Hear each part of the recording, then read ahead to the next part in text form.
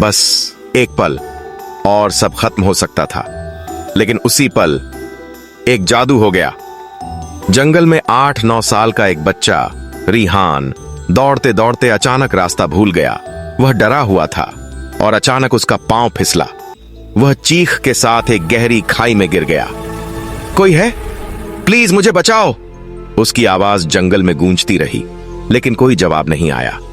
रिहान की सांसें टूटने लगीं। तभी अचानक एक चमकती हुई रोशनी उसके सामने उतरी।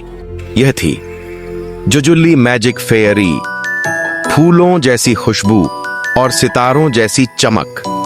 उसने अपनी छोटी सी जादुई छड़ी उठाई और एक गर्म रोशन किरण रिहान पर डाली।